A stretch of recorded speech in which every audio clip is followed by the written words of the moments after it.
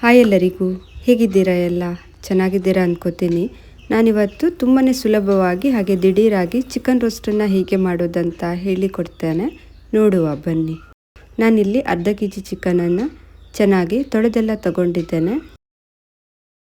ಇನ್ನು ಸಿಂಪಲ್ಲಾಗಿ ಒಂದು ಮಸಾಲವನ್ನು ರೆಡಿ ಮಾಡುವ.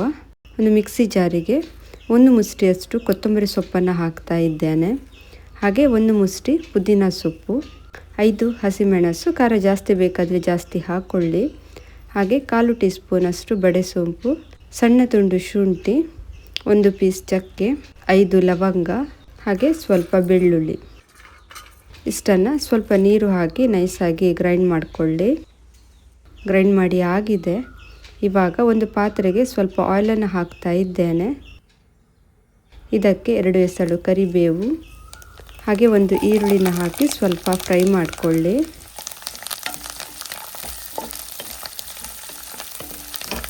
ಒಂದು ಸ್ಪೂನು ಶುಂಠಿ ಬೆಳ್ಳುಳ್ಳಿ ಪೇಸ್ಟನ್ನು ಹಾಕ್ತಾ ಇದ್ದೇನೆ. ಇದನ್ನು ಸಹ ಸ್ವಲ್ಪ ಫ್ರೈ ಮಾಡಿಕೊಳ್ಳುವ. ಇವಾಗ ಚಿಕನನ್ನು ಹಾಕ್ಕೊಳ್ಳಿ. ಹಾಗೆ ಗ್ರೈಂಡ್ ಮಾಡಿಕೊಂಡ ಪೇಸ್ಟ್, ಸ್ವಲ್ಪ ಅರಿಶಿನ, ರುಚಿಗೆ ತಕ್ಕಷ್ಟು ಉಪ್ಪನ್ನು ಹಾಕಿ ಒಂದು ಸಲ ಚೆನ್ನಾಗಿ ಮಿಕ್ಸ್ ಮಾಡಿಕೊಳ್ಳಿ.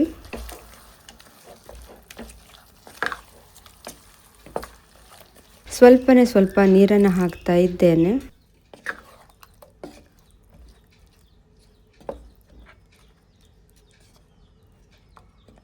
ಇನ್ನು ಇದನ್ನು ಬೇಯಲಿಕ್ಕೆ ಇಟ್ಕೊಳ್ಳುವ.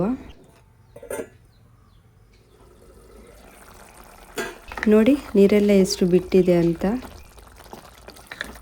ನೀರೆಲ್ಲ ಡ್ರೈ ಆಗಲಿಕ್ಕೆ ಇದೆ, ಇನ್ನೂ ಸ್ವಲ್ಪ ಹೊತ್ತು ಬೇಯಲಿ. 1 ಸ್ಪೂನು ಧನಿಯಾ ಪುಡಿಯನ್ನು ಸೇರಿಸ್ತಾ ಇದ್ದೇನೆ. ಮಿಕ್ಸ್ ಮಾಡಿಕೊಳ್ಳಿ. ತುಂಬ ಈಸಿ ಇದೆ, ಹಾಗೆ ಟೇಸ್ಟ್ ಕೂಡ ತುಂಬಾ ಚೆನ್ನಾಗಿರುತ್ತೆ.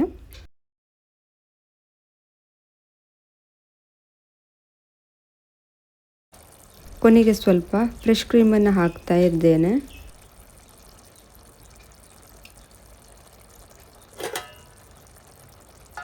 ಮಿಕ್ಸ್ ಮಾಡಿಕೊಳ್ಳಿ.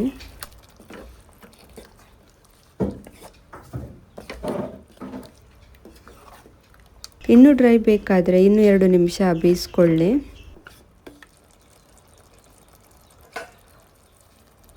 ಇನ್ನು ಸರ್ವ್ ಮಾಡಿ ಟೇಸ್ಟ್ ಮಾಡಿ ನೋಡೋಣ.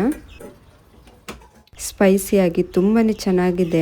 ಅನ್ನ, ಚಪಾತಿ, ದೋಸೆ, ರೋಟಿ ಎಲ್ಲದರ ಜೊತೆ ಸೂಪರ್ ಕಾಂಬಿನೇಷನು. ಖಂಡಿತ ನೀವು ಸಹ ಈ ರೆಸಿಪಿನ ಟ್ರೈ ಮಾಡ್ತೀರಾ ಅಂದ್ಕೋತೀನಿ. ಇವತ್ತಿನ ರೆಸಿಪಿ ನಿಮಗೆ ಇಷ್ಟ ಆಗಿದೆ ಅಂದ್ಕೋತೀನಿ. ಇಷ್ಟ ಆದರೆ ಪ್ಲೀಸ್ ಒಂದು ಲೈಕ್ ಮಾಡಿ, ನಿಮ್ಮ ಫ್ಯಾಮಿಲಿ ಫ್ರೆಂಡ್ಸ್ಗೆಲ್ಲ ಶೇರ್ ಮಾಡಿ, ಹಾಗೆ ಸಬ್ಸ್ಕ್ರೈಬ್ ಮಾಡೋದನ್ನು ಮರಿಬೇಡಿ. ಮತ್ತೆ ಸಿಗ್ತೀನಿ ಒಂದು ಹೊಸ ರೆಸಿಪಿಯೊಂದಿಗೆ. ಅಲ್ಲಿ ತನಕ ಬಾಯ್.